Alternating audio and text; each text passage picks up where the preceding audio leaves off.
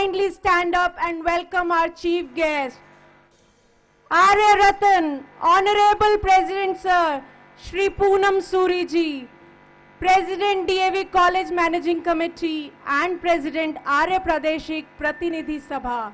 Please welcome them with a big round of applause.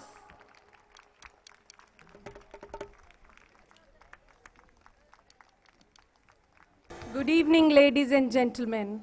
I extend warm greetings to you all on behalf of DAV Dwarka Parivar. No time can be so auspicious as today's, and we are overwhelmed to the core to have all the DAV stalwarts here in the school precincts with all our well-wishers together. It seems as if the gods and goddesses themselves have descended on the earth to shower blessings upon our Dwarkadhis.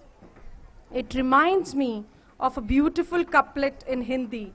Mangal hai ye aaj ki bela, shubh hai आगमन आपका, स्वागत पुष्प स्वीकार करें, धन्य भाग जो आप पधारे, धन्य हुए DAV द्वारका के गलियारे.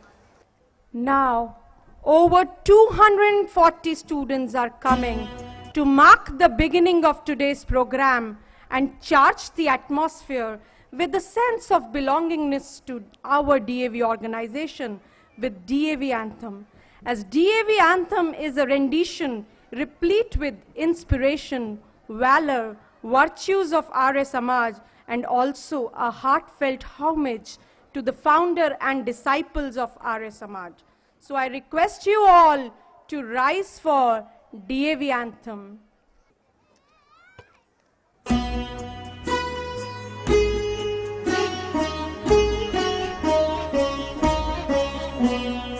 अविरल निर्मल सलिल सदय, ज्ञान प्रदायिनी ज्योतिर्मय, ओचहु दिशि उद्घोष अभय, DAV जय जय, DAV जय जय.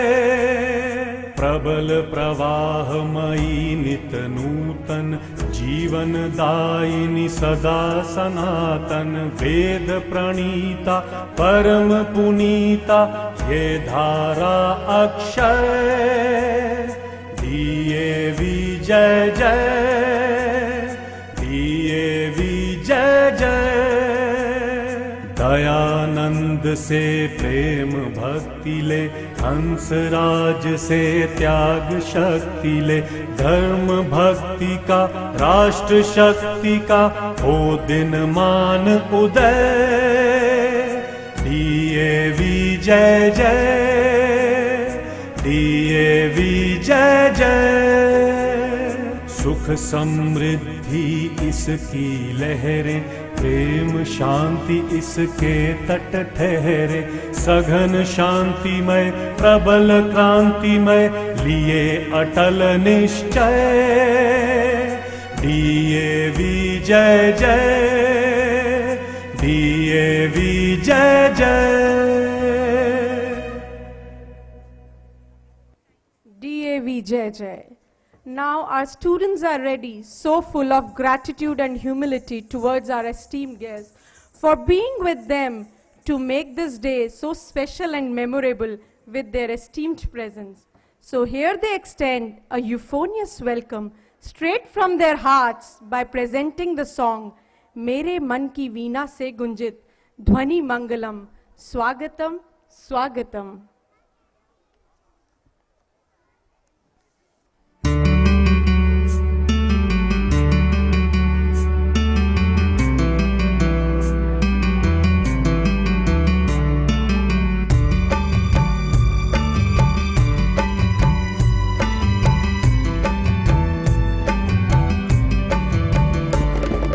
Ah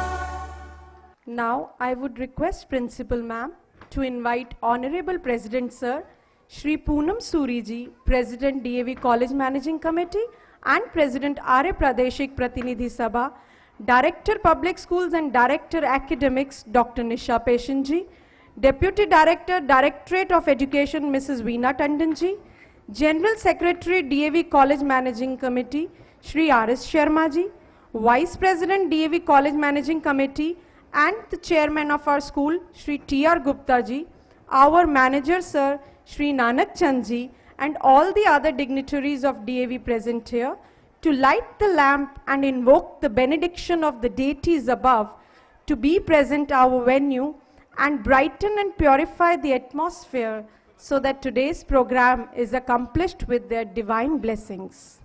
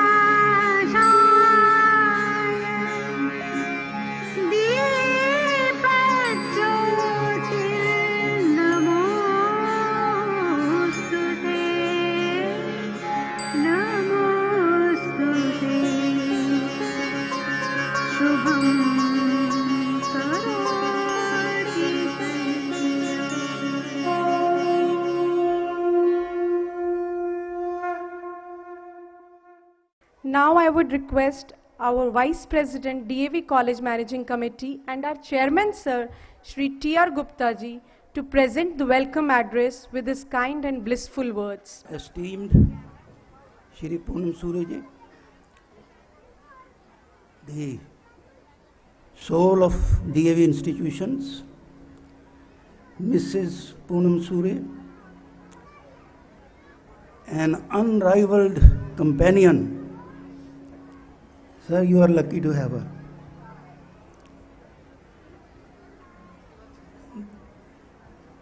Mrs. Nisha Peshan,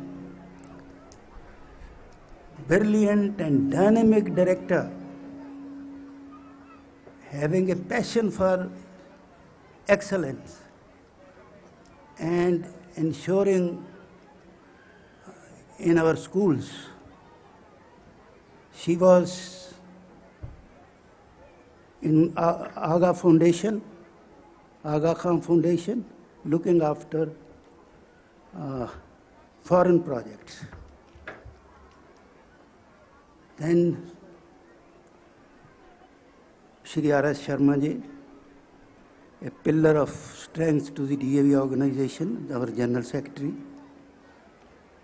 Then Arora ji, Mrs. Kumar, our manager, principal. Excuse me if I don't take all the names because we are running behind the schedule, but I wish I could name everybody. And dear, very dear and respected parents, you have come in large numbers It gladdens our heart. And not last, but the least, not least but the last, my most precious life partner, Pushpa ji.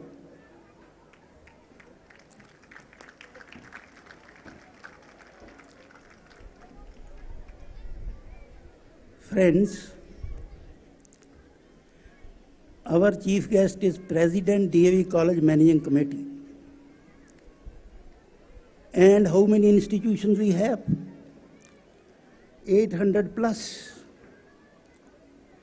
We have public schools, aided schools, schools financed by public undertakings, degree colleges, postgraduate colleges, both science, art, commerce, then law college, 3 engineering colleges, IITs, dental colleges, paramedical colleges, etc.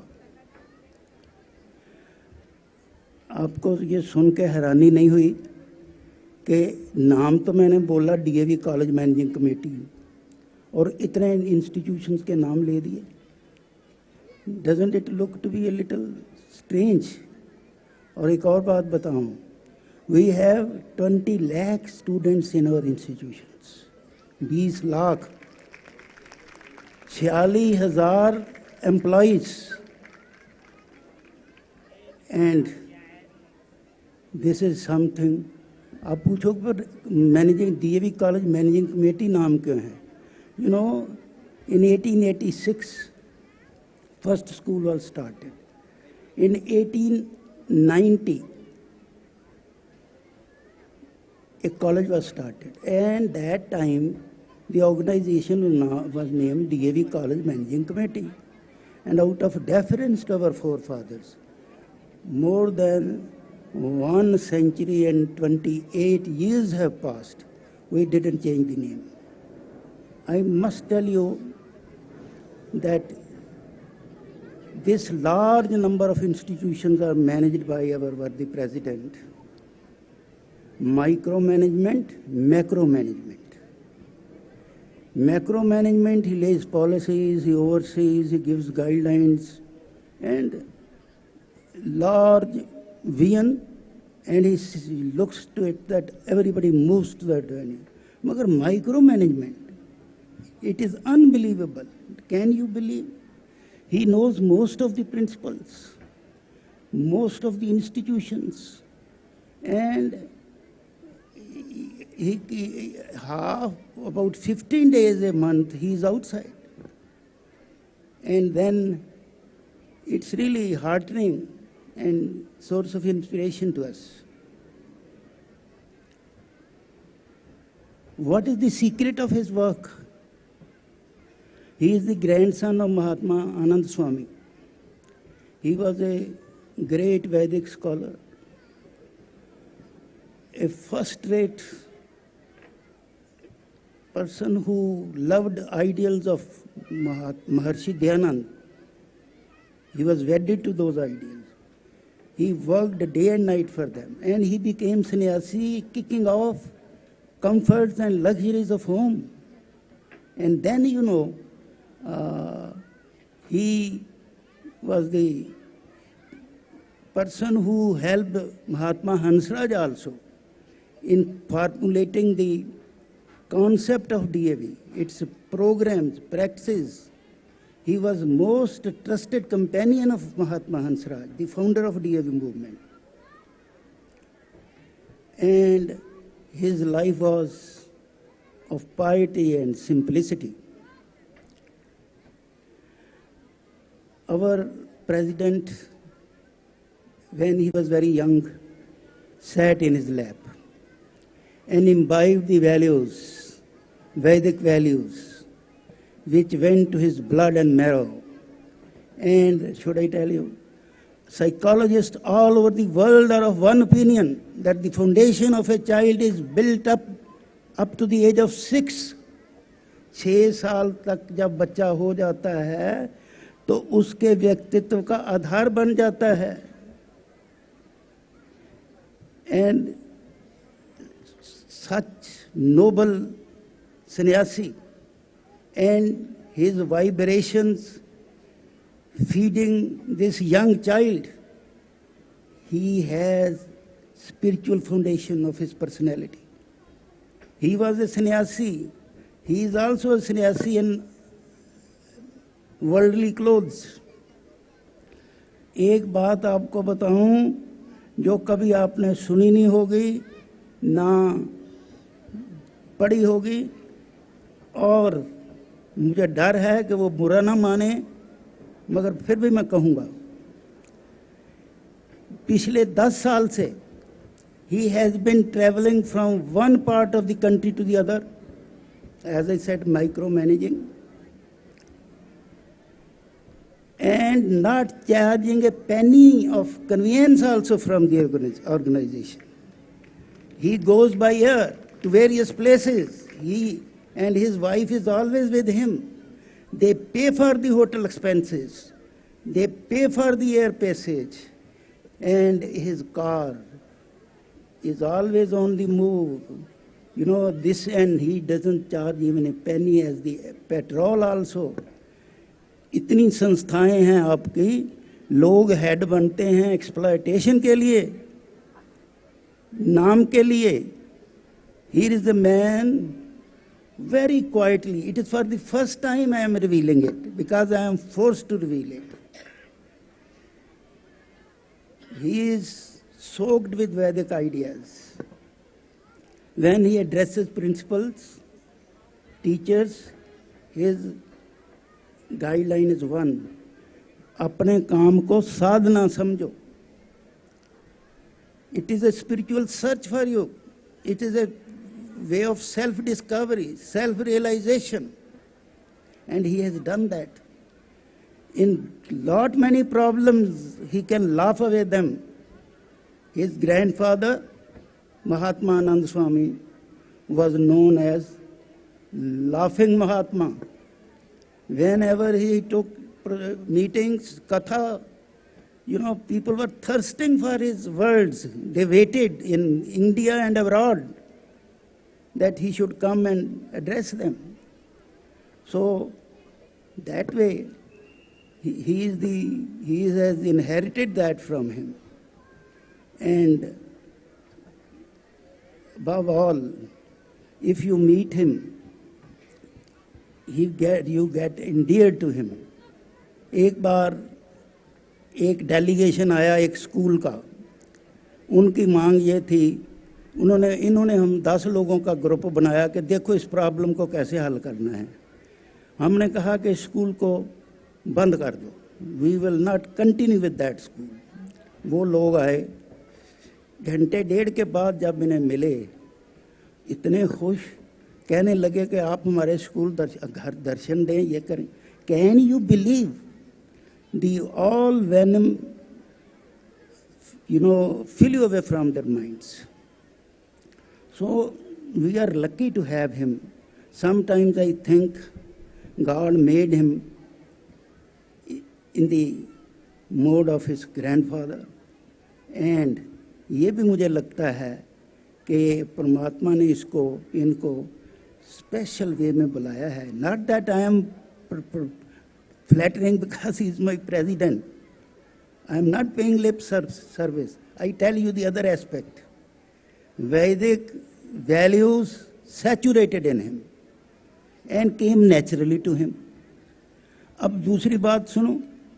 In his prime youth, he went to London for studies. He worked for 1 year and learned the lesson of self-reliance and paid for his education of 2 years. Don't you think he got rooted in Vedic values? Then he got the exposure to the Western culture and in the very prime of youth.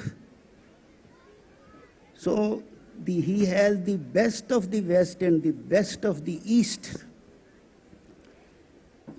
Don't you think God had some design?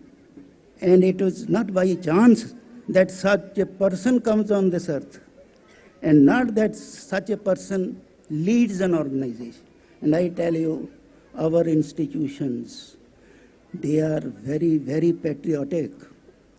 Our forefathers were in the forefront of freedom struggle. Malala Bhagat Singh and was our student.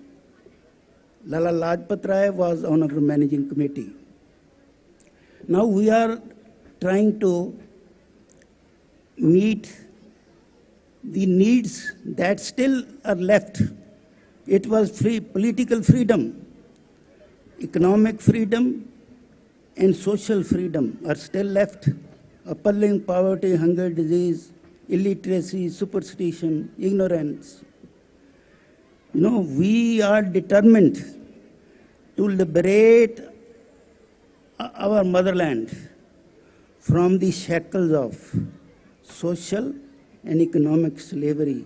And under his leadership, he has the capacity to mobilize the resources of Arya Samaj. And he has already the potentialities of DAV with him. We are going to usher in a new era. It's not in saying only. And we are determined to do it, you know. Just now, a press correspondent was asking him, what is the main purpose? He said, earlier the education was job-oriented. Now it's character-oriented. You know, these two words tell the whole story. So what I want to tell is that you are very lucky that your children are in DAV school. I know there are brand names. People are crazy for brand names without knowing. You know, when you see the program, you will see what type of education children get here. What is education? Each child is born as a potentiality. Each animal child is born as an actuality. To convert potentiality into actuality is education. Perennial sources of energy are bubbling at the physical, emotional, intellectual, and spiritual level among children. To channelize these energies into creative, constructive, and productive ways is education. All indiscipline, disorder, lawlessness is nothing but the result of misdirected energies. Had educational system been good, we would have saved of all these troubles and criminalities. So now in this school, you will see when principal presents her report that what type of activities are done. Number of activities, hobbies, cultural programs, others, all are there to channelize their energies. It's not academics we stress, and we have been at the top in academics since long. But other areas, they are cultivated, and actually they develop the personality of the child. Just now, you have seen the program. We have selected a very talented, committed, creative, innovative principal for your children. The whole show is created by her. And will you believe, I know how the children, for 5-6 days, teachers even forgot to go back home. I don't know, their spouses may be grumbling and cursing the principal. All, and such a joy in their minds, on their faces. Well, she has been able to knit the whole team, teachers, into a vibrant team, and that is a great credit. That is what ensures a very bright future for the children. You know, we were bogged down in our progress by the procedural wrangles regarding completion certificates and shifting. Now that is over. Very auspiciously, with his very auspicious hands, Poonamji has inaugurated the building. I assure you, by next session, we'll have this block ready. We are having a green school here. We are working out the concept of a green school. And this is going to be one of the top schools. Parents have always been our helpers. Goodwill of parents is our asset. I assure you. You have put a lot of trust in the school, in the DAV movement. We will not let you down. We will live up to your expectations. And you will forget even to think of brand schools. The DAV school is going to create that brand. A word for parents. भगवान कृष्ण गए अर्जुन के पास, दुर्योधन गए भगवान कृष्ण के पास, और अर्जुन भी गया। दुर्योधन तो बैठ गया सरैने की तरफ, अर्जुन पाँव की तरफ, कृष्ण सोए हुए थे। उठे तो उन्होंने देखा कि अर्जुन क्या चाहिए, तो दुर्योधन कहता ना पहले मेरा हक है। उन्होंने कहा अच्छा तू बता। उसने कहा मुझे आपकी army, armaments, then horses, elephants, all power that can be used in war. Arjun से पूछा, अर्जुन कहता है I only want you. This has a lot of significance for parents. Lord Krishna was greater than all the assets and armies and all paraphernalia that he had. You gave the children a good school, excellent. You give them good food, good house, good care. Please try to give yourself also to your children. You are much more important than anything you give them. And I tell you at this age and stage, when there is drug addiction, all criminality is all around roaming about. Please do give time to your children in the evening when you come home. Sit with them, talk to them, hear them. And I tell you, if you experience this thing, it is a meditation for you. In their company, you will forget your problems of the office and the business and others. And they are starved of your love. If you deny them this love, then the only course is internet and computer. And I warn you, internet is very good, but there are forbidden websites also. So please be with your children, and you will find that they will grow up to be very worthy and competent boys and girls. I would like you to develop 3 qualities in your children: self-reliance, self-confidence, and self-esteem. Please give them the dignity they are entitled to. Give them respect, make them respectable. And you and I, when try to think of wrong things, immediately our self-respect comes in our way. ये किया तो क्या नतीजा होगा? So self-esteem is absolutely essential. And self-confidence also. When a child makes a little success, please encourage him, pat him. ये नहीं कि पड़ोसी के बच्चे के तो इतने नंबर आ गए, तेरे इतने कम क्यों हैं? जब बच्चा आता है तो कितने नंबर आए, वो कहेगा 80 आए, तो बाकी क्लास के बच्चों के कितने नंबर हैं? Always to keep him in competition. Please, छोटे भाई का मुकाबला बड़े से. ये जो कंपटीशन है, कंपैरिजन है, this proves very harmful to the children. So I am sorry, I am talking you as if I am a very wise man and you are not. My apologies. But then we are trying to transform the country, and impact of DAV will be felt every day it will increase.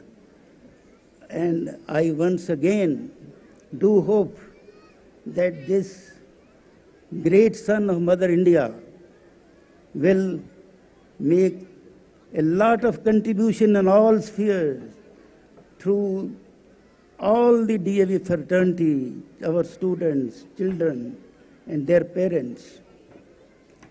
So then, in the end, I am trying to conclude my speech on a note of hope. Answer कहते हैं elements को, नई दुनिया बनाने को नए answer नहीं आते, यही मट्टी संवरती है, यही जरे उभरते हैं. Office bearers of DAV College Managing Committee, Chairman and other LMC members of DAV Dwarka, principals from various schools, other dignitaries from various organizations, from Directorate and CBSE, parents, teachers, and my dear students.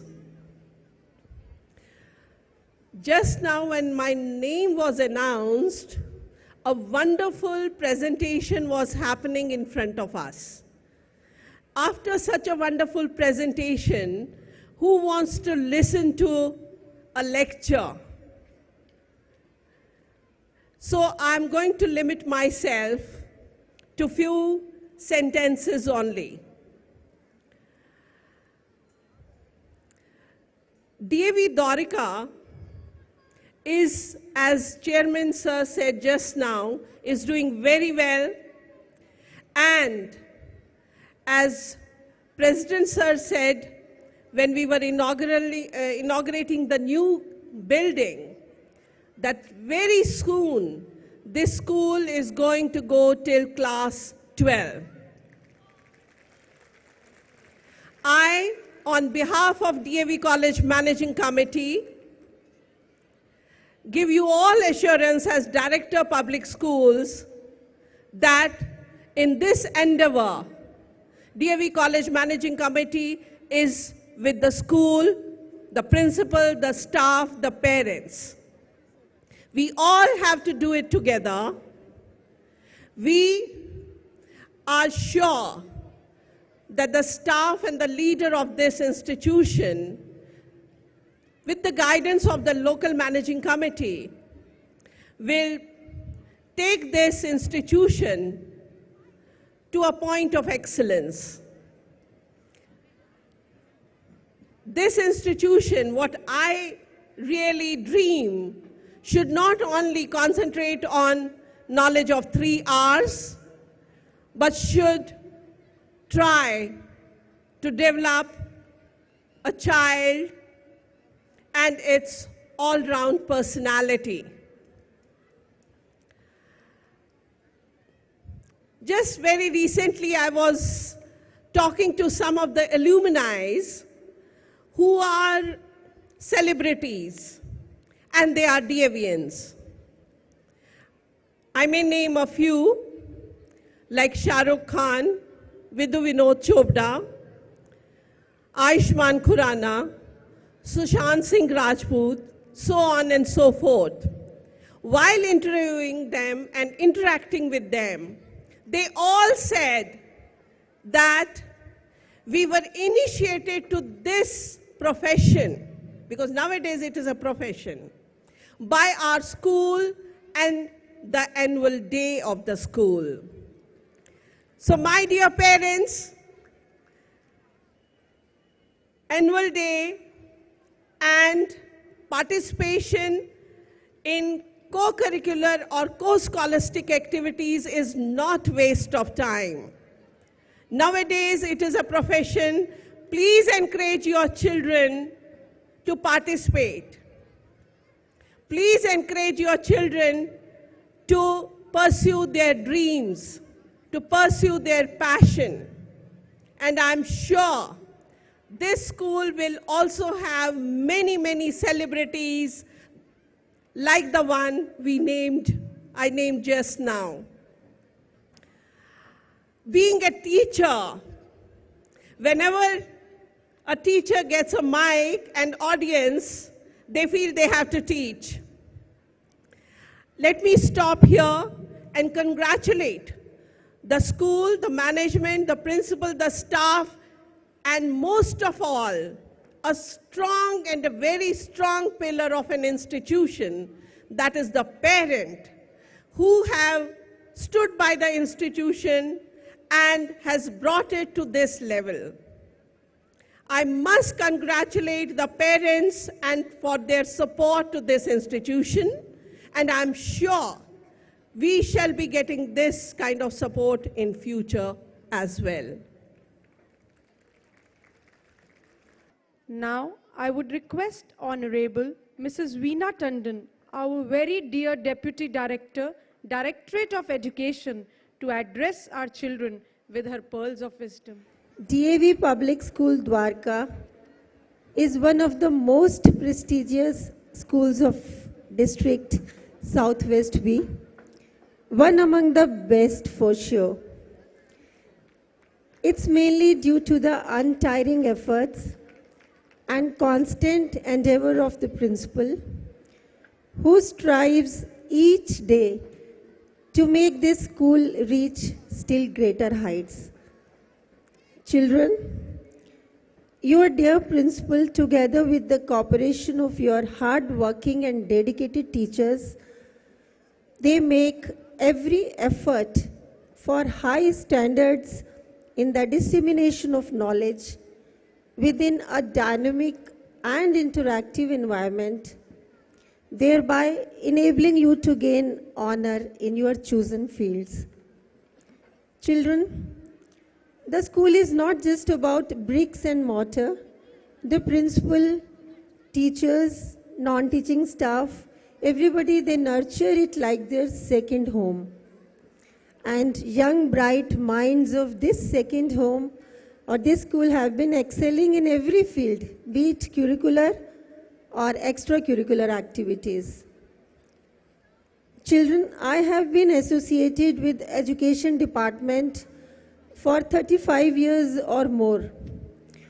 And the standard of education has improved a lot.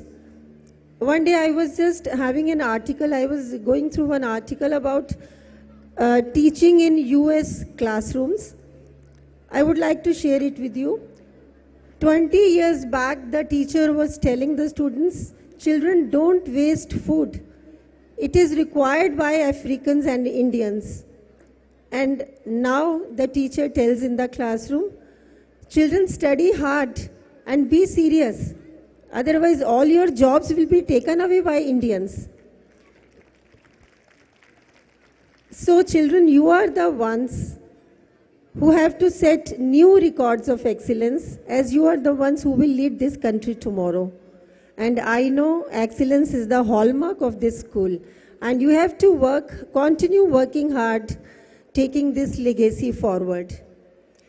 When I joined this district a few months back, I came to know that this school is only till class 10th. I was really shocked that this wonderful school is only till class 10th, and how difficult it is for the parents to get a new school after class 10th. And I just planned to have an inspection of this school, I think only next week, with my team of officers. And I think that I hope that all the records will be available to us in a transparent and planned manner. And I hope that we are going to recommend the school for senior secondary. And I assure you that next time when we'll meet, this school would have been a senior secondary at that time. I take this opportunity to congratulate the manager, chairman, and the staff for having organized such a wonderful event today, and also congratulate the children for performing so well. All the dances were really appreciated by everybody, I hope. And I thank this DAV school to invite me over this function, wonderful function of your school. Thank you. I would request our most honorable President Shri Poonam Suri ji, President DAV College Managing Committee and President Arya Pradeshik Pratinidhi Sabha to bless us. Sir, please. DAV College Managing Committee की तरफ से जितने भी मेरे colleagues, office bearers जो कुछ यहाँ आए हुए हैं, कुछ नहीं भी आ सके, उनकी तरफ से और अपनी तरफ से मैं मैम आपको, आपके सारे स्टाफ को और इस सारे बच्चों को, सभी पेरेंट्स को 25 साल पूरे करने पर हार्दिक हार्दिक बधाई देता हूँ। तो आइए मेरे साथ मिलकर एक बार उस प्यारे प्रभु का हम नाम ले लें, ताकि हमारे जो आने वाले 25 साल हैं और 25 से भी ज़्यादा साल हैं वो सब अच्छी तरह बीते। और जो मैं मंत्र आपको कहूँगा कि मेरे साथ बोले, उसका डियर पेरेंट्स बड़ा सरल सा अर्थ है। उसका अर्थ सिर्फ इतना ही है कि भगवान मेरे इस बच्चों की राह में, द्वारका डीएवी स्कूल की राह में अगर कोई बुराई है, अगर कोई दुर्गुण है, अगर कुछ भी इसके अंदर बुरी चीज है, तो भगवान उसे खुद ब खुद दूर कर देना। कोई अच्छी चीज आने वाली है तो भगवान खुद ब खुद उसे लाकर इनके सामने खड़े कर देना। मेरे साथ मिलकर बड़ी सरल सी प्रार्थना आप ही के बच्चों के लिए है, इसलिए मैं चाहूंगा आप सब मिलकर मेरे साथ कीजिए। ये हमारा विश्वानी देव का मंत्र, जब स्वामी दयानंद जी प्रार्थना उपासना मंत्र लिख रहे थे, उन्होंने इसे मंत्र नंबर 1 बनाया था। मैंने आपको इसका अर्थ बताया। अर्थ आपके हृदय से निकले तब इसका फायदा होगा। आवाज बेशक आपके गले से निकलेगी। जरा पीठ थोड़ी थोड़ी सीधी करके बैठ जाए, ठंड काफी है, अच्छा लगेगा आपको पीठ सीधी करके बैठना। मेरे साथ मिलकर बोलिए, ओम विश्वानि देव सवितर धुरिता निपरासुव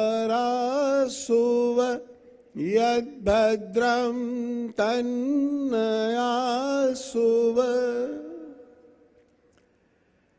आज जब से मैं आया हूं बड़े अच्छे कार्यक्रम देखे, और टी.आर. गुप्ता जी ने तो मेरी इतनी तारीफ कर दी, मैं इसके काबिल तो नहीं था। मैं आपका बहुत बहुत शुक्रिया करता हूं गुप्ता जी, मेरे आप बुजुर्ग हैं। हमारे मैनेजिंग कमेटी ने आज से तकरीबन 1.25 बरस पहले एक फैसला किया था कि यहां के लिए प्रिंसिपल एक चाहिए, और मुझे आज इस स्कूल में आकर बहुत तसल्ली हुई कि हमारी मैनेजिंग कमेटी का फैसला बहुत सही फैसला था। इन्होंने यहां पर आकर जो सारे स्टाफ को अपने साथ जोड़ा, सारा स्टाफ एक well oiled well meshed machine की तरह बढ़िया सा कार्यक्रम करते हुए, आपके सामने रिपोर्ट इतनी लंबी थी और उस लंबी रिपोर्ट के अंदर भी इतनी इंफॉर्मेशन थी, और अभी भी madam principal was bubbling wanting to say more. इतना कुछ था इस स्कूल के अंदर इन्होंने किया पिछले 1 बरस में। मैम आपको हार्दिक हार्दिक बधाई और डीएवी की तरफ से धन्यवाद। हमारे यहाँ के जो डीएवी के टीचर्स हैं, इनकी एक खास एक ब्यूटी है, और डीएवी के टीचर्स, द्वारका के teachers, I hope you are listening to me wherever you are. एक शेर है जो आज से काफी बरस पहले बनाया था मैंने, कि सीखना मुश्किल है, जुस्तजू चाहिए। जुस्तजू कहते हैं जिज्ञासा, द डिजायर टू लर्न। सीखना मुश्किल है, जुस्तजू चाहिए। सिखाना और भी मुश्किल है, खाक में मिटने की तमन्ना चाहिए। ये तमन्ना है हमारे डीएवी के टीचर्स में। वो अपने आप को खाक में मिलाते हैं ताकि आपके बच्चों का भविष्य और मेरे भारतवर्ष का भविष्य उज्जवल होता चला जाए। और इसी काम के लिए कि इसके अंदर जो अब अगले सालों के लिए हमने जो सोचना था, किस प्रकार से ये स्कूल आगे चले, जो कि जॉब ओरिएंटेशन, जैसे गुप्ता जी ने बताया, मेरे एक दिल की बड़ी तमन्ना है कि जिस सिस्टम के साथ, एजुकेशन सिस्टम के साथ हिंदुस्तान की सभी विद्यालय चल रहे हैं, सभी इंस्टीट्यूशंस चल रही, वो वही है जो लॉर्ड मैकॉले का बनाया गया था. Lord Macaulay wanted clerks, a clerk to be developed in India. He never wanted leaders from here. But today, we want global leaders, whether they be in the corporate world or they be elsewhere. Those leaders are required. अब leaders की requirement के लिए हमें अपनी दिशा, अपनी policies बदलनी होगी. और वो policies अब job orientation से हटकर, क्योंकि आप जानते हैं कि एक अच्छा इंजीनियर आदमी बन सकता है, एक अच्छा प्रोफेसर, एक अच्छा पीएचडी आदमी बन सकता है, लेकिन अगर वो अच्छा इंसान नहीं है तो वो बेकार है मेरे हिसाब से. मैं अपने सारे टीचर्स को हमेशा कहा करता हूं कि the ultimate aim of all education is character. We have to develop character in our children. तभी मेरे भारतवर्ष का फ्यूचर बचेगा. सो इसलिए the shifting in the next few years is going to be from job orientation to character building. We will build character, we will make good human beings. और मैं चाहूंगा कि ma'am, आपका स्टाफ मिलकर द्वारका को एक ऐसी फैक्ट्री बना दें, एक ऐसा बुत खाना बना दें जहां पे इंसानियत के देवता तराशे जाएं, इंसानियत की यहां पे पनपे, यहां से नजर आए कि हां ये डीएवी का एक बच्चा है. कहीं पे भी दुनिया में, कहीं पे भी, कोई भी, जहां पे भी वो जाए, लोग इसी बात के ऊपर उसको नौकरी भी दें और उसको बढ़िया से बढ़िया चेयरमैन भी लगाएं, क्योंकि वो डीएवी द्वारका का बच्चा है. ये मैं चाहता हूं यहां से पनपे. बाकी डियर पेरेंट्स, जैसे मैंने आपको कहा, क्योंकि आपका लक्ष्य भी और मेरा लक्ष्य भी वही है, तो बातें हम बहुत कर सकते हैं. मैं आपसे एक छोटी सी बात आपसे कहना चाहूंगा. जो मैं आजकल देख रहा हूं, एक माहौल सा बन रहा है. मैं भी एक पेरेंट हूं, मेरे भी बच्चे हैं, ग्रैंड चिल्ड्रन भी हैं. जब देखते हैं कि कैसे माहौल चल रहा है, हर माँ बाप की कोशिश होती है कि मैं हर एक चीज, कुछ भी है, अपने बच्चों के लिए इकट्ठा करके रखूं, उसको इकट्ठा कर दूं, उसको कोई तकलीफ ना आ जाए, उसको कोई मुश्किल ना आ जाए, जैसे हमने उसकी सारी जिंदगियों का ठेका ले रखा है. हम एक उसके लिए हर एक माहौल बनाते चले जाते हैं. मैं आपको एक कहानी मेरे को याद आती है कि एक बार एक सर्कस के पास 10 शेर थे. अब जैसे कि कानून बदल गए कि जो एनिमल्स के लिए क्रूअल्टी प्रिवेंशन एक्ट बन गया, और उस एक्ट के तहत उनके सर्कस फेल होने लग गए. अब उन्होंने सोचा, शेर तो खाना खा ही रहे हैं रोज, सर्कस घाटे पे चल रहा है, इनका क्या करें. उन्होंने उस 10 शेरों को किसी तरीके से ट्रकों में भरा और भरकर जंगल ले गए और जंगल में जाकर छोड़ दिए. कुछ महीने बीते, उन्हें पता लगा, रिपोर्ट आई कि वो जो 10 शेर जंगल में छोड़े थे उन्हें कुत्ते खा गए.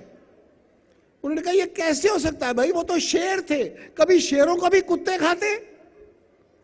लेकिन जब वहां जाके पता करा कि वाकई उन 10 शेरों को कुत्ते खा गए थे. उनका वो कैसे, क्योंकि वो जो 10 शेर थे उन्हें पका पकाया भोजन मिलने की आदत पड़ गई थी. हर वक्त उनके सामने परोसा जाता था, हर वक्त उनको जो चीज चाहिए थी उनके लिए पहले ही कोई और तैयार करके रख देता था. They had lost their natural talent. Natural instinct for survival was finished in those Lions. इसलिए, और वो जो कुत्ते थे जंगल में, उन्होंने अपनी सर्वाइवल के लिए, सर्वाइवल ऑफ द फिटेस्ट के लिए, उनके अंदर वो ताकत आ गई कि जब मौका आया तो उन्होंने शेरों को भी मार गिरा दिया. तो डियर पेरेंट्स, अपने बच्चों को बहुत पैम्पर मत कीजिए, उन्हें सर्कस के शेर मत बनाइए, उनके नेचुरल टैलेंट्स को उभरने दीजिए. तब देखिए कि आपके बच्चे कहां से कहां पहुंचेंगे और आपका धन्यवाद करेंगे. बाद में आप करोड़ रुपए की एफडी छोड़ जाएंगे, उसका इतना धन्यवाद नहीं करेंगे. जब वो खुद कमा के करोड़ रुपया इकट्ठा करेगा तब आपका धन्यवाद करेगा.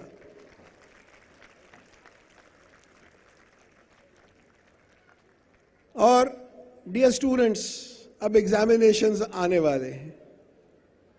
फिक्र तो सबको होता है दिल में कि अब इम्तिहान आएंगे, अब क्या होगा। मम्मी भी पीछे पड़ी रहती होगी हर वक्त कि सवेरे शाम दिन रात ये पढ़ो वो पढ़ो, ये करो वो करो, revisions, so many things to happen।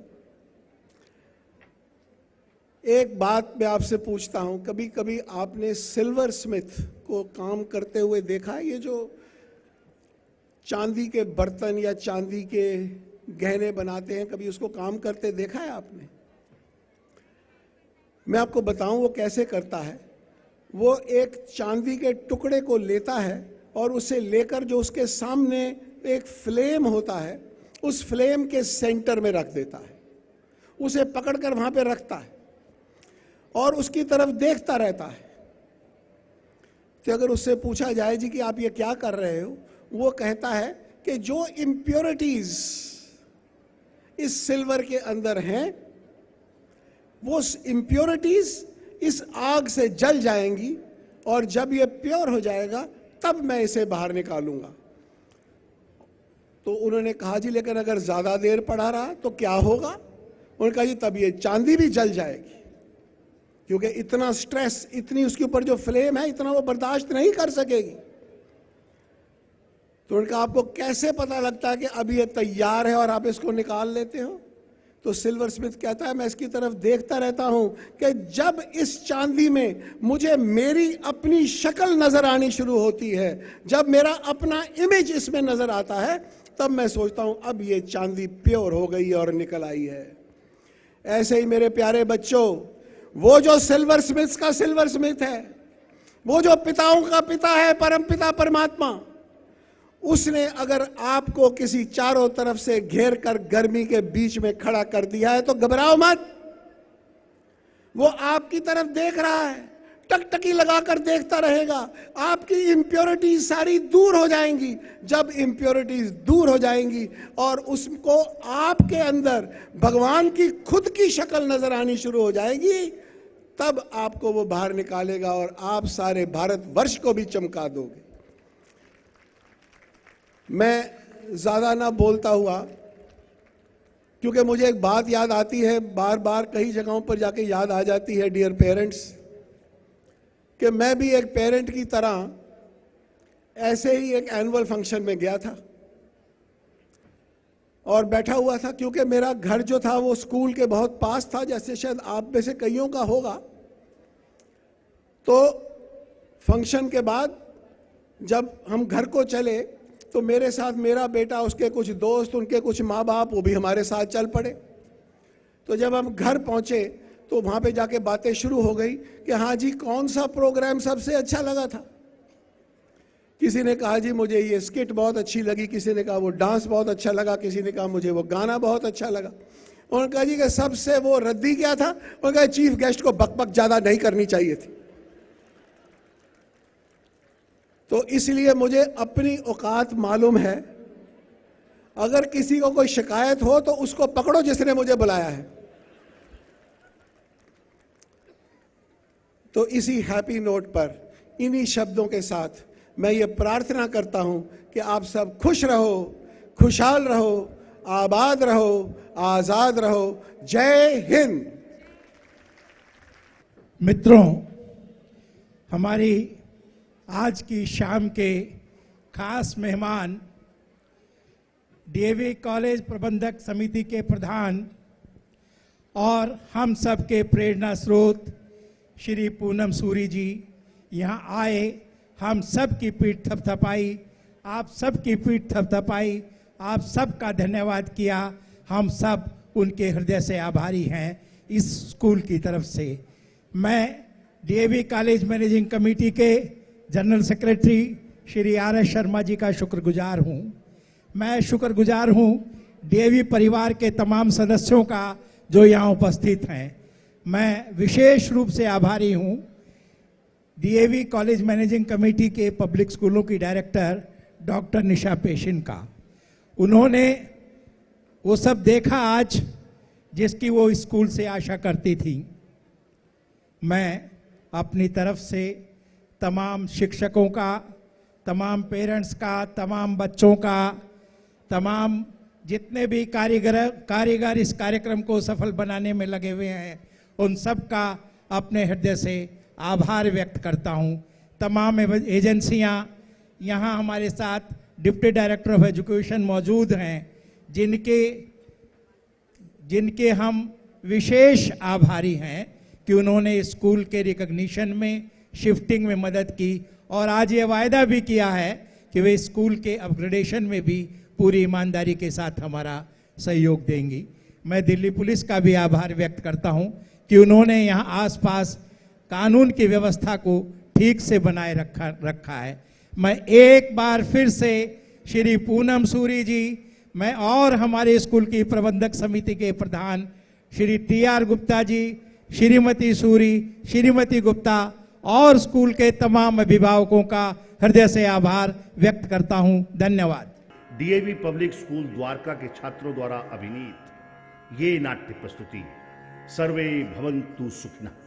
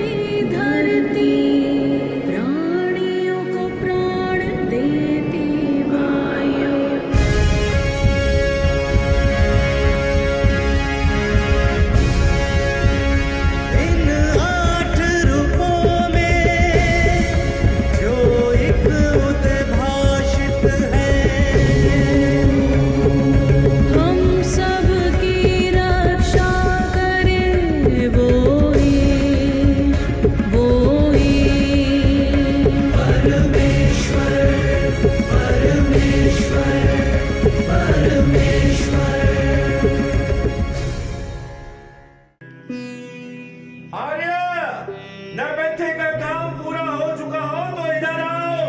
अरे ये मैं आ गई। आर्य कहिए क्या आदेश है? आर्य, हाँ? इस सभा में अधिकांशतः सम्मानित विद्वान उपस्थित हैं। तो आज हमें इस सभा में कालिदास का लिखा नाटक अभिज्ञान शकुंतलम प्रस्तुत करना है। तुम हर पात्र से यत्न पूर्वक तैयार होने को कहो। जी, सभी लोग अपने अपने अभिनय में कुशल हैं, इसलिए आप निश्चिंत रहें, आपकी हंसी नहीं होगी। अब आगे क्या करना है, इस संबंध में आदेश दें। इससे अच्छा और क्या हो सकता है कि तुम कुछ गाओ जिसे सुनकर सभा के लोग आनंदित हो उठे। वैसे भी तुम्हारे गीतों की मनोहर लय अनायास मन को ऐसे खींच ले जाती है जैसे ये तेज दौड़ता हरिण राजा दुष्यंत को अपने पीछे पीछे खींचे लिए आ रहा है। अरे हाँ।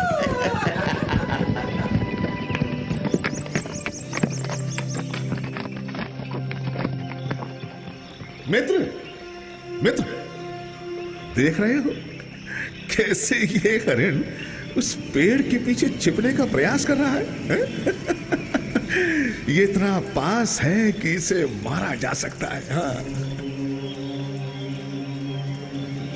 सुनो राजा, सुनो, ये हरिण हमारे आश्रम का है, इसे तुम नहीं मार सकते, इसे तुम नहीं मार सकते। राजा, ये आग जैसा बाण इसके रुई जैसे कोमल शरीर पर तुम नहीं छोड़ सकते।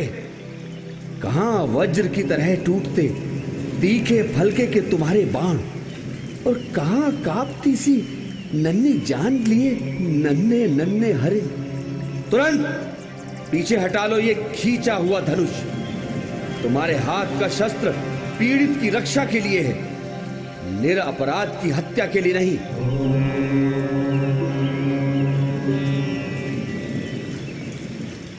ठीक है, ये हटा लिया मैंने धनुष। पुरुवंश के आलोक को ऐसा ही शोभा देता है, यही व्यवहार आपके अनुरूप है। राजा, हम लोग समिधा लाने जा रहे हैं। सामने मालिनी के तट पर हमारे गुरुकुल पति कणु का आश्रम है। शकुंतला जिनकी अधिष्ठात्री देवी की तरह है, किसी अन्य कार्य में बाधा ना पड़ती हो तो वहां चलकर अतिथि सत्कार स्वीकार करें। कुलपति स्वयं यही है? नहीं, अपनी बेटी शकुंतला को आतिथ्य सत्कार का आदेश देकर अभी अभी महायज्ञ करवाने सोम तीर्थ गए हैं, उसके सुखद भविष्य के लिए। तो हम उनकी बेटी से ही मिल लेंगे। महर्षि के लौटने पर वही उनसे हमारा भक्ति निवेदन कर देंगे। मित्र, घोड़ों को आगे बढ़ाएं। पुनीत आश्रम के दर्शन से अपनी आत्मा को पवित्र करेंगे। जैसी जैसी आयुष्मान की आज्ञा। देखिए महाराज, अपना हाथ नहीं, इसलिए शब्दों से ही अभिवादन कर रहा हूं। जय हो आपकी। क्यों, तुम्हारे अंग कैसे जकड़ गए? वो ऐसे कि आप तो अपना राजकाज और इतना अच्छा सुरक्षित प्रदेश छोड़कर यहाँ वंचर बनकर रहने लगे। अब मैं आपसे क्या कहूँ, प्रतिदिन सिंहों और बाघों का पीछा करते करते मुझ ब्राह्मण की हड्डियों के जोड़ इस तरह हिल गए कि मेरे चलाए अब ये नहीं चलते। इसलिए इतनी कृपा करें कि कम से कम एक दिन तो विश्राम कर लें। चलो, कुलपति कणु के आश्रम में ही विश्राम कर लेना। ये ठीक है। चलो।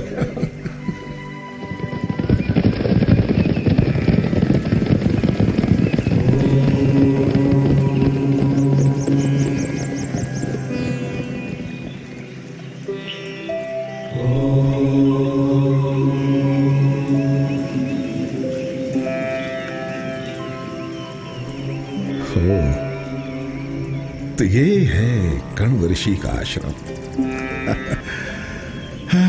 कितना मनोहर है। मित्र, तुम यहीं इसी कोने में किसी वृक्ष की छाया में विश्राम करो। मैं कुछ समय इस उद्यान में विचरण करता हूं।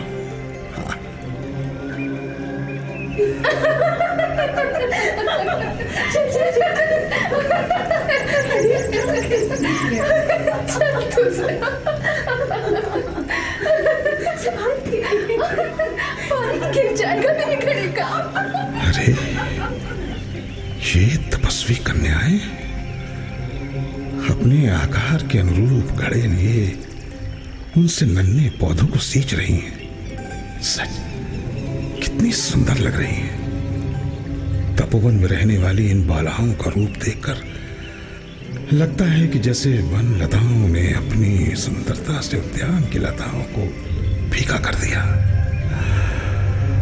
हाँ, तो यहाँ छाया में रुककर इनकी प्रतीक्षा करता हूँ। शकुंतला, बोल तो जरा। मुझे लगता है कि तात कव्व को आश्रम के वृक्ष तुझसे कहीं अधिक प्रिय हैं। तभी तो मल्लिका के नए फूलों से कोमल लड़की को इनकी थाली भरने में लगा रखा है। ये केवल तात का आदेश ही नहीं है अनुसुईया, मुझे स्वयं इन वृक्षों से बहुत स्नेह है। हाँ हाँ शकुंतला, मुझे पता है। ग्रीष्म में फल देने वाले आश्रम के वृक्षों को तो हम सींच चुकी। चल चल, अब उन्हें भी सींच दे। हाँ, जिन पर फूल आने का समय बीत चुका है। इस समय निष्काम कर्म से बहुत पुण्य होगा। आजा। तू ठीक कहती है प्रियंवदा। जब से ये हिलती उंगलियों सा ये आम का वृक्ष मुझे छूता है ना, ऐसा लगता है जैसे मुझसे कुछ कह रहा है। चल, इसे भी चलकर पानी दे दूं, जिससे ये भी लहला उठे। देख, क्षण भर यहीं रुक, इसके पास रुकी रहना। क्यों? तेरे पास होने से लगता है आम के वृक्ष को एक नई लता का साथ मिल गया है। ऐसी बातें करती है, इसीलिए तो तेरा नाम प्रियंवदा है। चला। तो यही है कंव की बेटी शकुंतला। इसे इस तरह आश्रम के कार्य में लगाकर महर्षि ने विवेक का परिचय नहीं दिया, क्योंकि उनका ये प्रयत्न नीले कमल की पंखुड़ी से शंबा की डाल काटने का सा है। चलो, इसी पेड़ की ओट में रहकर इसे निशंक भाव से काम करते देखता हूं।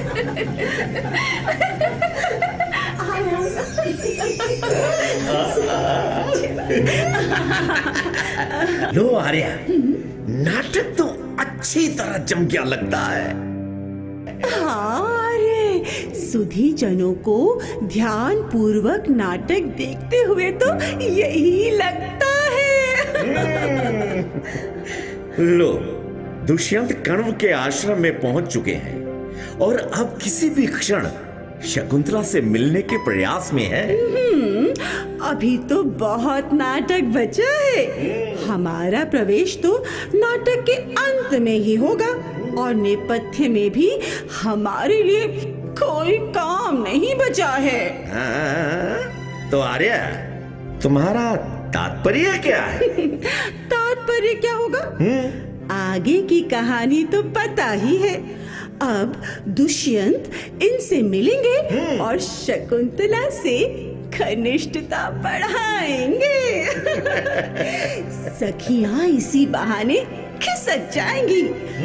दुष्यंत एकांत में शकुंतला की तरफ आकर्षित होंगे और शकुंतला भी दुष्यंत के मोह पाश में बंध जाएगी। और वन के कर्मचारी राक्षसों से यज्ञों की रक्षा के लिए कण्व ऋषि के आने तक राजा दुष्यंत को वहीं रुकने का आग्रह करेंगे। हाँ, और फिर इन दोनों के गंधर्व विवाह के बाद ऋषि के आने से पहले दुष्यंत शकुंतला को अपनी अंगूठी स्मृति चिन्ह के रूप में देकर चले जाएंगे। महल में जाकर शकुंतला को भूल जाएंगे।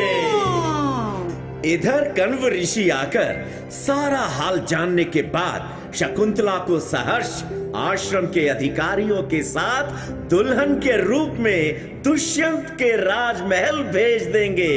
वहाँ राजा शकुंतला को पहचानने से मना कर देंगे और बाद में कई यत्नों के बाद अंगूठी दिखाने पर उनकी स्मृति जाग जाएगी और वो शकुंतला को पहचान जाएंगे। तो क्या इतनी देर तक बिना किसी कार्य के क्या करेंगे? ठीक कहती हो। मैं तो चला नेपथ्य में सोने। अरे अंतिम दृश्य आने पर जगा देना। अरे सुनो तो। ओफो, चले ही गए। ठीक है, मैं भी चलकर तब तक विश्राम करती हूँ।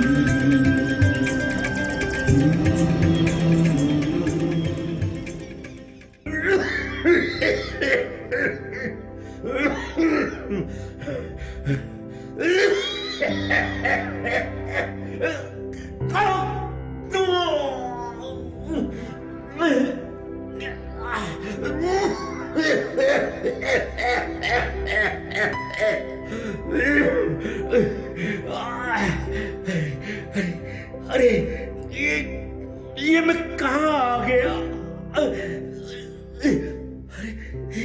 ऐसी ठोस और पथरीली भूमि।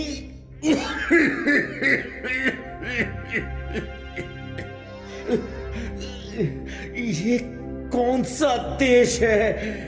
ऐसी विषाक्त और प्रदूषित वायु।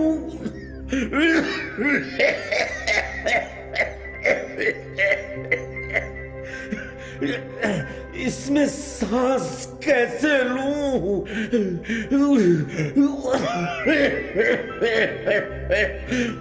मेरा दम घुटा जा रहा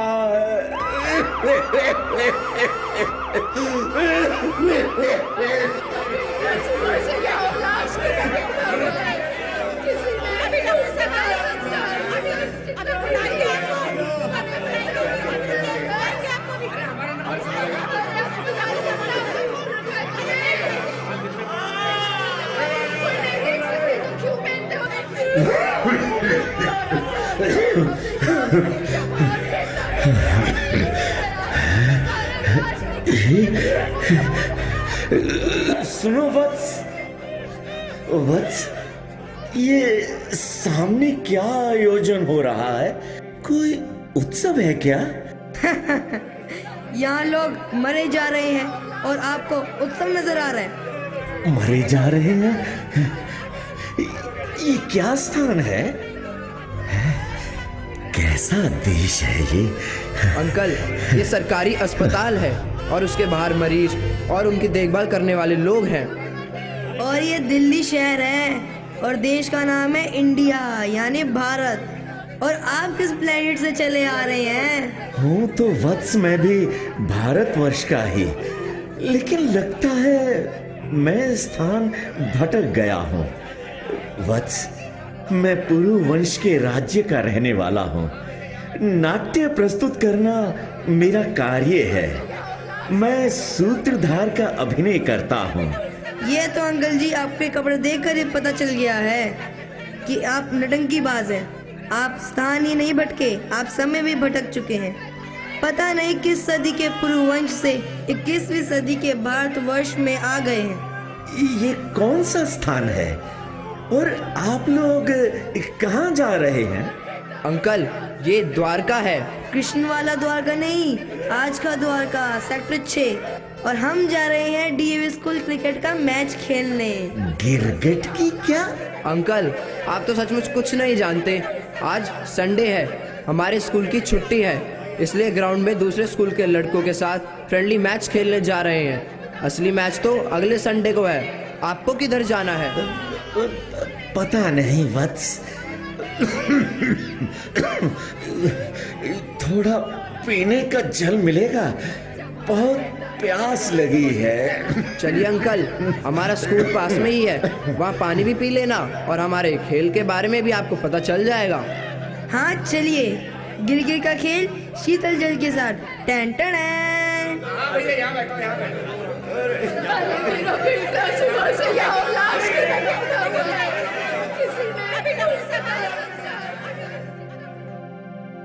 कौन है आप भद्रे? कहां से आना हुआ?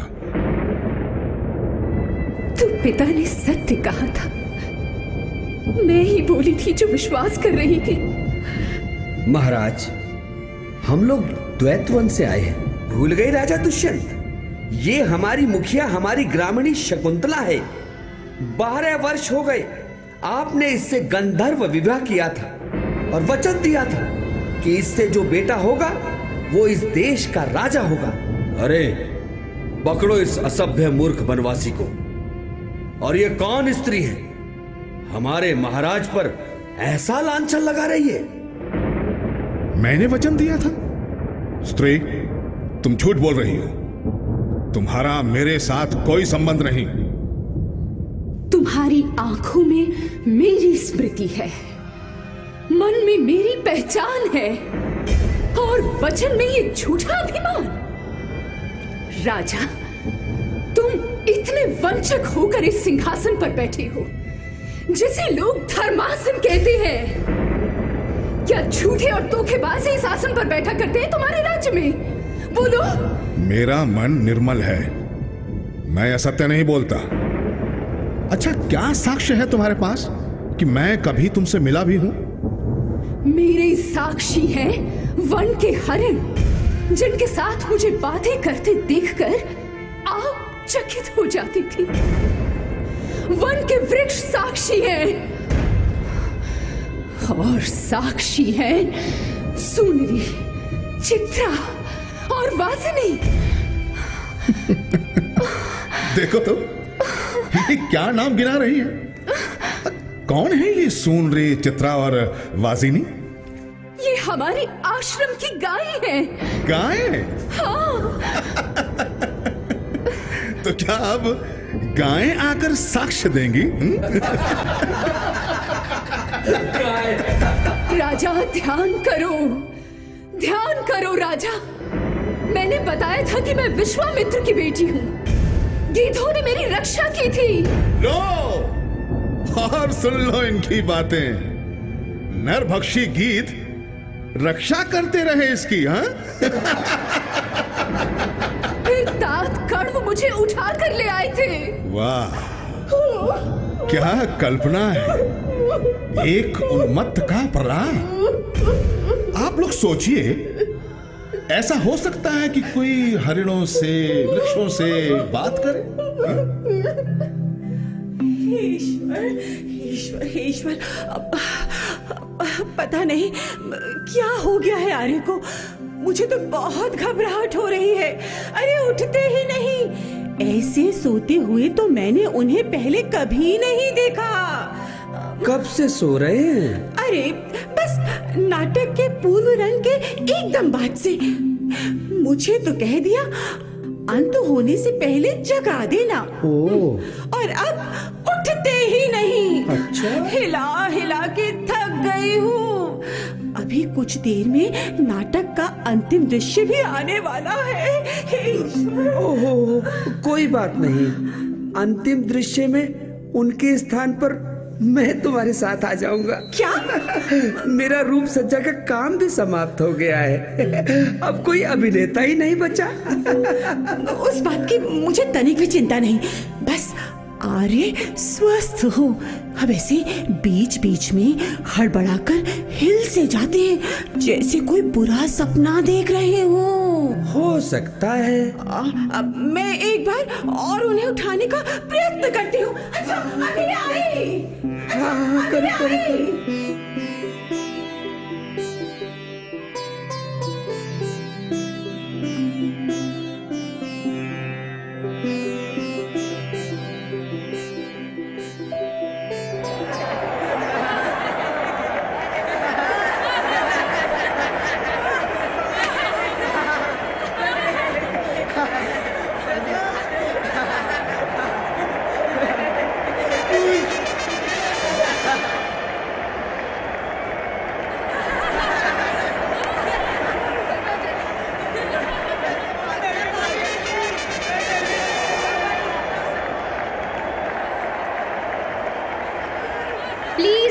प्लीज कृपा करके आप सब शांति बनाए रखें। दोनों टीमों की फ्रेंडली मैच प्रैक्टिस बस किसी भी समय शुरू हो सकती है। सिर्फ 2 खिलाड़ियों का इंतजार है जो पहुंचने ही वाले हैं। अगर आप लोग इसी तरह से शोर करेंगे तो खिलाड़ियों की कंसंट्रेशन नहीं बन पाएगी, उनकी प्रैक्टिस में रुकावट आ जाएगी, तो वह नेक्स्ट वीक इसी ग्राउंड में होने वाले असली मैच में अपने जौहर कैसे दिखा पाएंगे। लीजिए, इंतजार की घड़ियां खत्म हुई। दोनों ओपनिंग खिलाड़ी राकेश मल्होत्रा और संचित मटियानी भी आ चुके हैं। लो, संचित ने आते ही अपनी क्रिकेट किट से बैट निकालकर चेक भी कर लिया है। राकेश भी भागते हुए अंपायर मिस्टर चन्ना के पास कुछ गपशप कर रहे हैं। लीजिए, दूसरी टीम के सभी खिलाड़ी ग्राउंड में कैप्टन अजय चौहान के निर्देश पर चारों तरफ फैल गए हैं। संचित और राकेश भी ओपन करने पहुंच गए हैं। देखिए, वो वहाँ पड़ोसी स्कूल के बच्चे जो हमारे मेहमान को परेशान कर रहे हैं। कृपा करके ऐसा ना करें। अतिथि का सम्मान करना हमारा कर्तव्य है। ऐसा ही हमारे डीएवी स्कूल की परंपरा है। कृपया उन्हें बैठने दीजिए और मेरा अनुरोध है कि कोई बच्चा उनके लिए पीने के पानी का इंतजाम कर दे।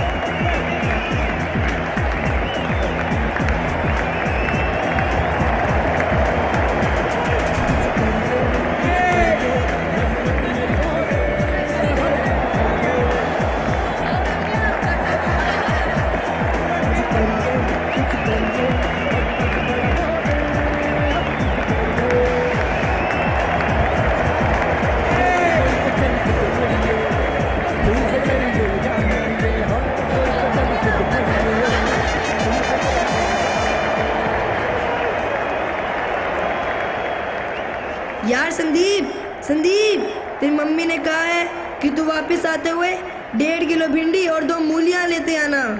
यार, ये मम्मी भी ना, पता है उन्हें मैं डीवी स्कूल में क्रिकेट मैच की प्रैक्टिस के लिए आया हूँ।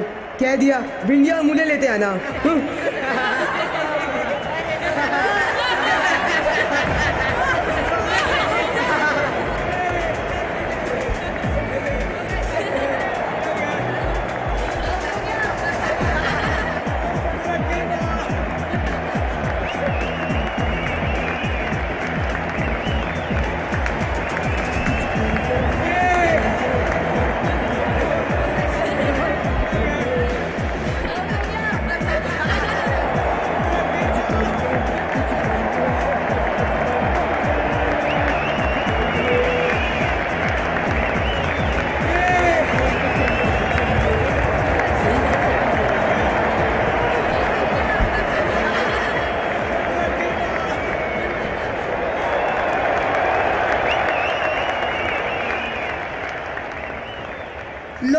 सुन लो, ये पंकज तो जाने की बात कर रहा है। क्यों? क्या हो गया यार पंकज? तुझे पता है यार, नेक्स्ट वीक मैच है। तुम लोग 2-4 ही तो हो अच्छे बैट्समैन टीम के। मैच में वॉर्ड लगेगी भाई। ये अचानक हो क्या गया है तुझे? अचानक नहीं यार, घर वाले तो इतनी देर भी नहीं आने दे रहे थे। घर में हवन जो है। मूड खराब कर दिया यार, मेरा भी मन नहीं है प्रैक्टिस करने का। लो, हो गया कांड। ऐसे तो एक मैच भी नहीं जीत पाएंगे, कभी किसी का यहाँ कुछ तो कभी किसी के यहाँ कुछ। तो आज का प्रैक्टिस सेशन यहीं समाप्त होता है। आप सब लोग आराम से प्रस्थान कर सकते हैं। यार वैसे ये हवन होता क्या है? क्या बात कर रहा रवि, हवन नहीं जानता?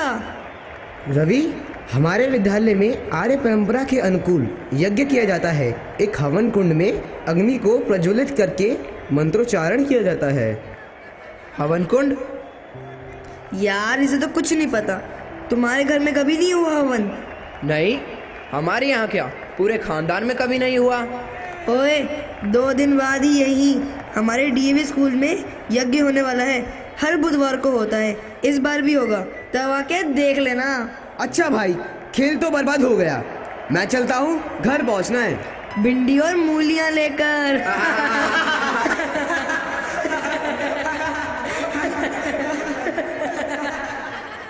चलो यार, हमें भी अब यहाँ क्या करना है, हम भी चलते हैं। हाँ यार, मुझे भी होमवर्क पूरा करना है। कल रात लाइट चली गई थी, बीच में ही छूट गया। चलो फिर प्रैक्टिस को बोलो नाना और पराठों को बोलो हाँ हाँ हाँ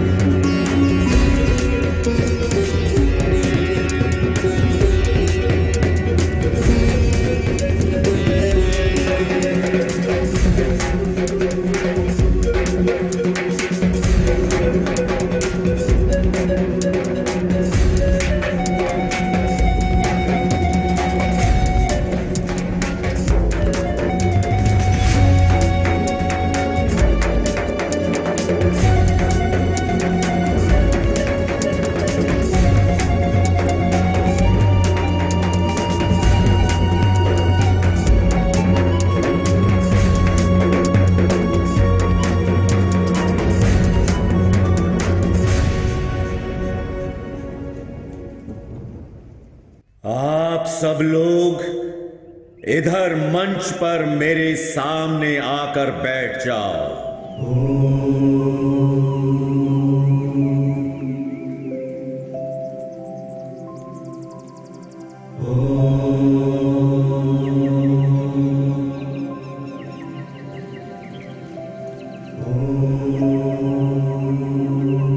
कैसा देश है ये, कैसा स्थान। भरे हुए औषधालय, द्वार के बाहर तक अनगिनत संख्या में रोगी, आप सभी के दुर्बल शरीर और कांतिहीन मुख, ये सब प्रदूषित और विषाक्त वायु और अस्वच्छ भोजन की सहज प्रतिक्रिया ही तो है। मैं योग द्वारा प्राप्त शक्तियों से जान गया हूं कि मैं स्वप्न में विचरण कर रहा हूं और इसी भयावह स्वप्न में कई 100 वर्षों के आगे के भारतवर्ष में पहुंच गया हूं। ये अवस्था हो जाएगी मेरे भारतवर्ष की। प्रतिदिन के हमारे हवन यज्ञ, संस्कार, भाषा, संस्कृति, मंत्रों की शक्ति, सब कुछ भुला दिया जाएगा, ऐसा कभी सोचा तक ना था। नहीं सर, हमारे प्राचीन भारतीय संस्कार हमारे डीएवी स्कूल में तो जीवित है।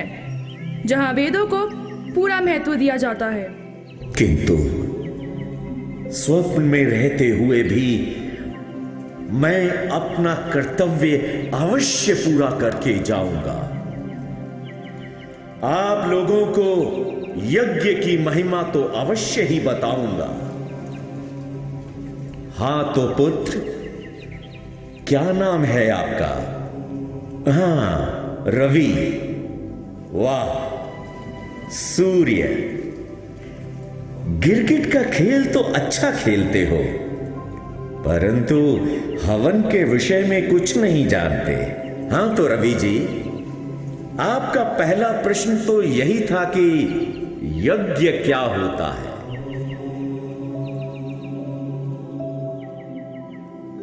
तो देखो, ये है प्रज्वलित यज्ञ कुंड या हवन कुंड।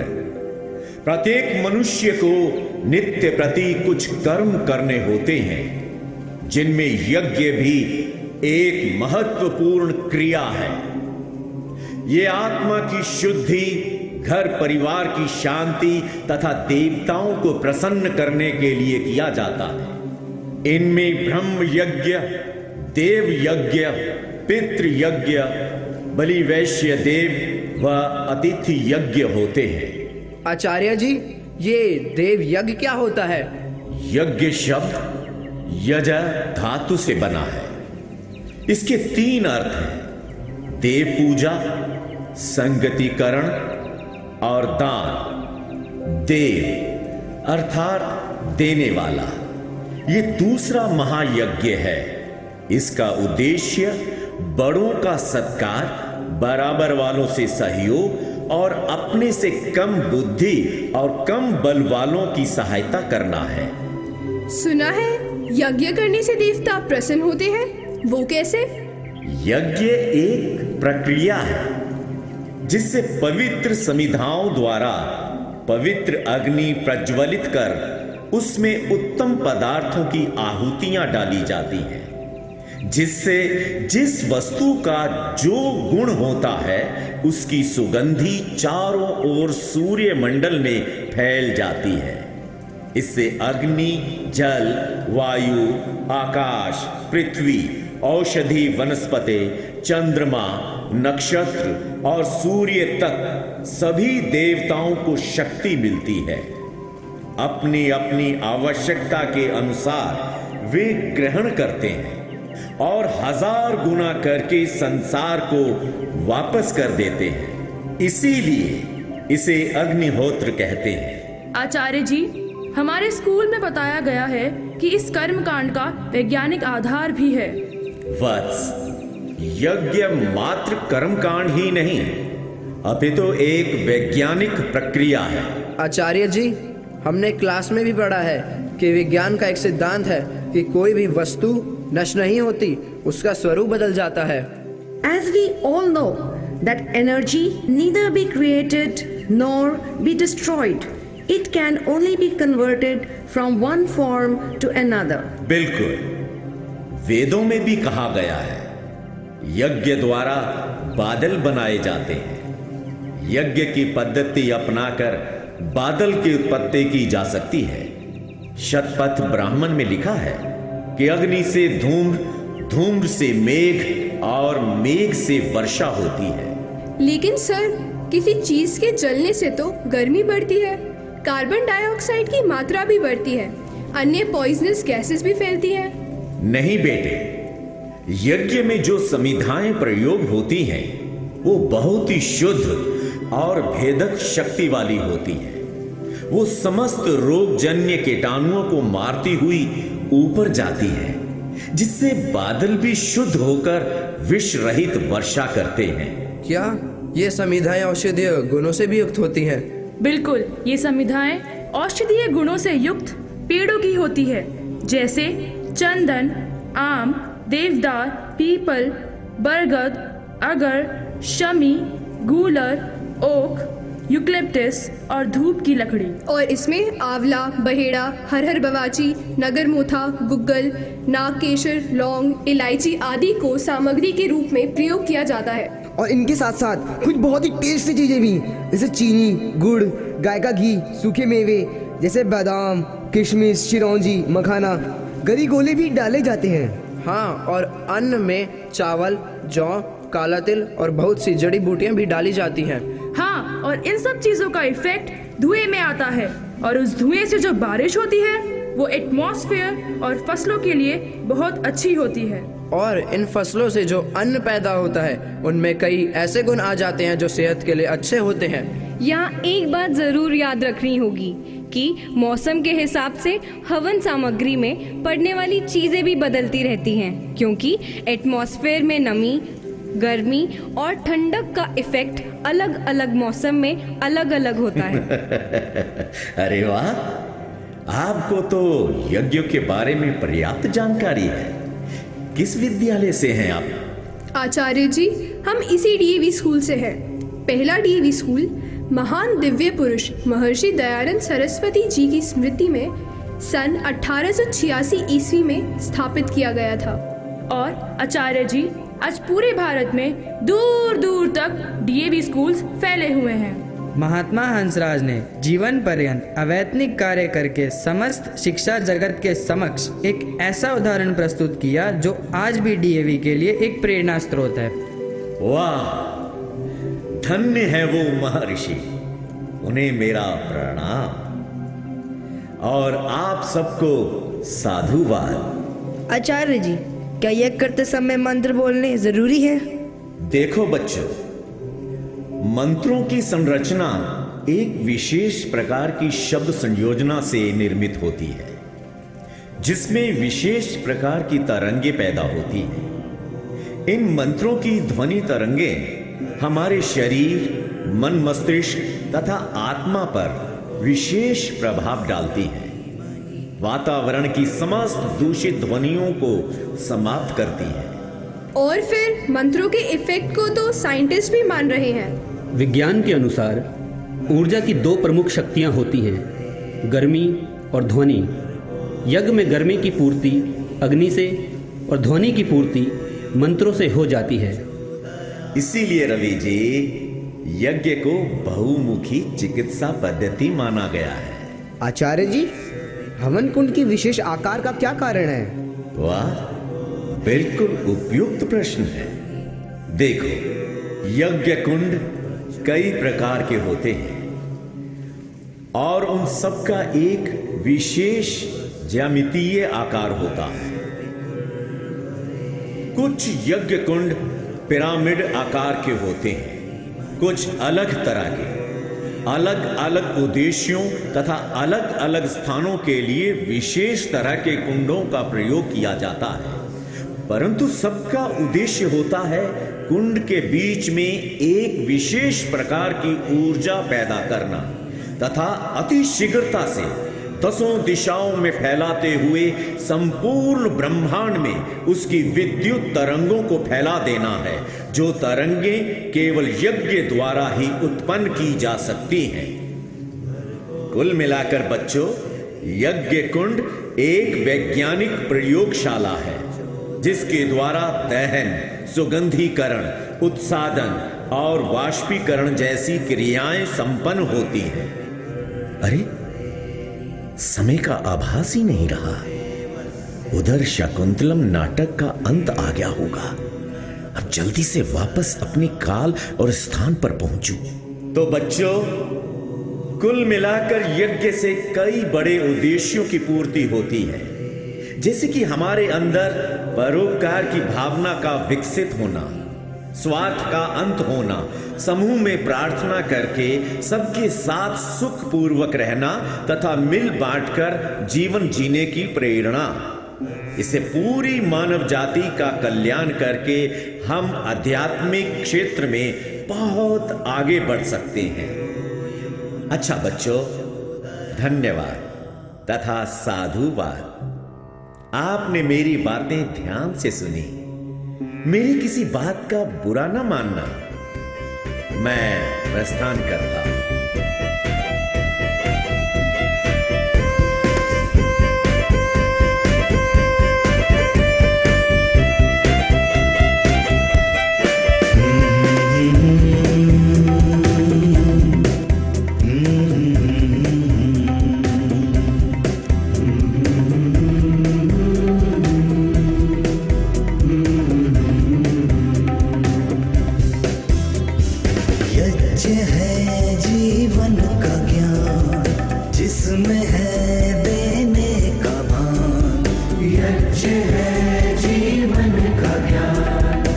जिसमें है देने का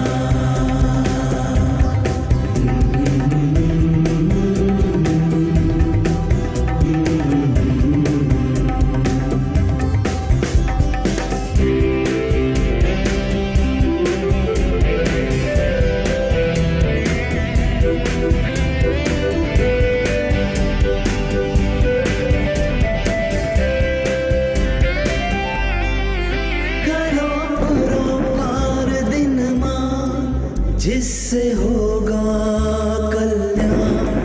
करो परोपकार दिन मां जिससे होगा कल्याण। यज्ञ है जीवन का ज्ञान। यज्ञ है जीवन का ज्ञान।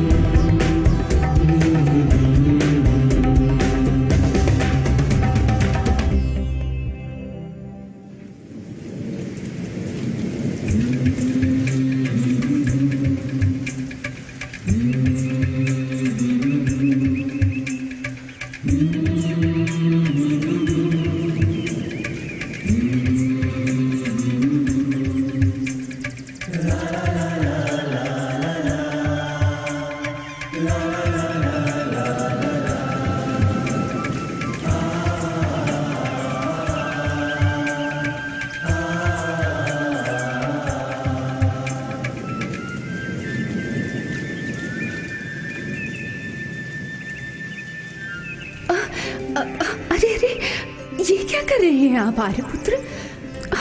उठ जाइए आर्यपुत्र।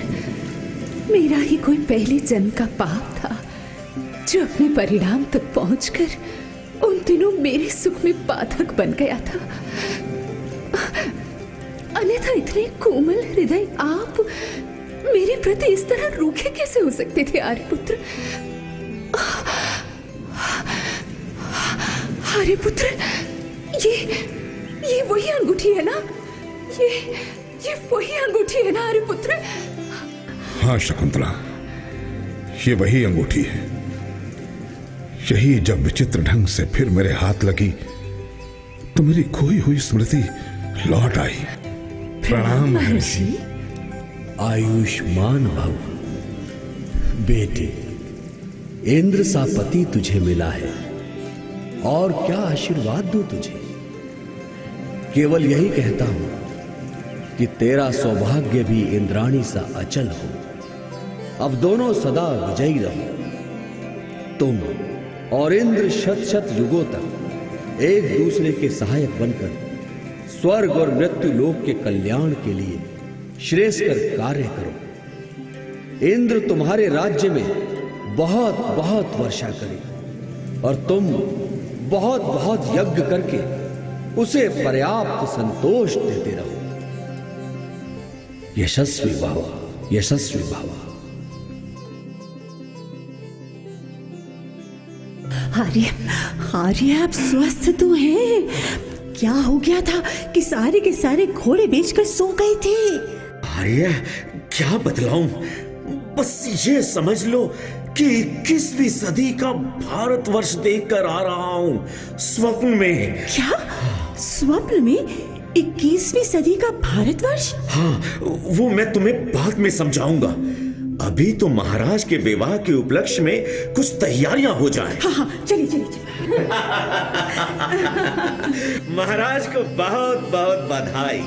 महारानी शकुंतला को भी। महर्षि मारीच की इच्छा है यज्ञ का आयोजन किया जाए।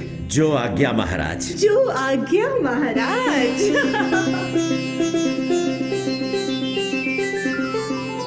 आर्य, हाँ? मेरी बहुत इच्छा हो रही है क्या?